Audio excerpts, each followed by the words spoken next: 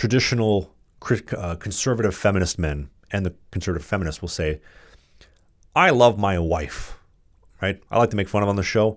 I love my wife. I got to talk to my wife, right? When Matt Jenner across the floor, first thing he said was, I talked to my wife.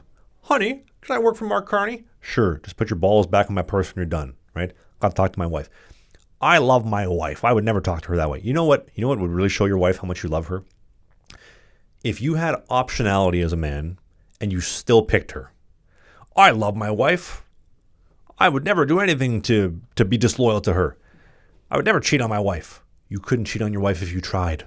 You have no options. You are the only, she is the only option that you have. And she's not even an option at that point. If you have optionality and then you were to say, okay, I am still picking my wife. Okay, you are correct. You are correct. You do love your wife. That is the true sign. And it would also help with her well, maybe not help with her ego, but help validating her, knowing that you do have options and you still pick her because she is the woman for you. I would argue a lot more women would enjoy that. Right? No woman wants to be with a man that nobody else wants. Right? It's like, for example, in 2021, when there were like literally fire sailing houses with no pre-inspection, nothing, sight unseen, we're just throwing offers. The market was so hot, everybody had so many options. You had no choice but to submit an offer sight unseen and hope you got it. But the times have changed.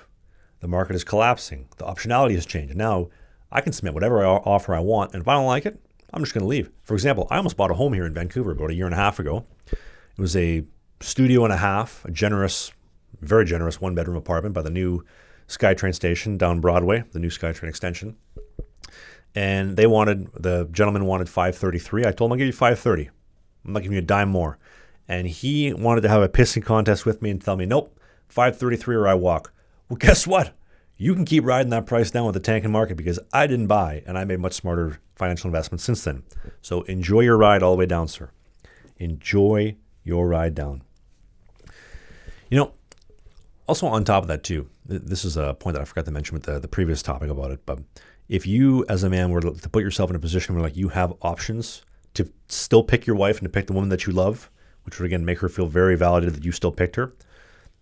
If you have ever as a man had a woman objectify and drool over you, oh my God, I'm telling you, that feeling alone will literally motivate your ass to get in tip-top shape and do better.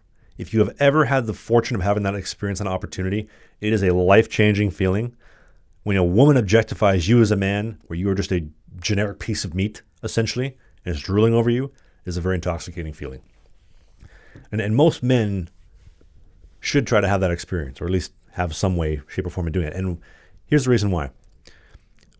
Your woman loves 50 Shades of Grey. She loves serial murderer documentaries. There's nothing that women love to fall asleep more to than watching a documentary on Ted Bundy chopping up chicks in Seattle and Colorado and New Mexico. All right. Women have I can't remember what the name is. It's not kleptomania. It's hybristophilia, I believe it is, where women want a man who has the physical capability to be violent, to be dangerous, but they want to kind of like bundle in a nice little package. Because if you're full on Ted Bundying, that's no good. But if you have the capacity for that, but you don't do that, they like that quite a bit. And so if you look at 50 Shades of Grey, or look at any of the smut books that they read, or any of the memes that they send around to each other, why is it always a tall, 6'5", lean, ripped, Jack chiseled dude who just does whatever he wants and doesn't listen to them? There's a reason why. My wife loves my dad, but no, she lied to you. She wanted to make you feel good because you are more feminine than her. You care about your feelings. Yeah, I love your dad bod. Your muffin top's very sexy, question mark, question mark.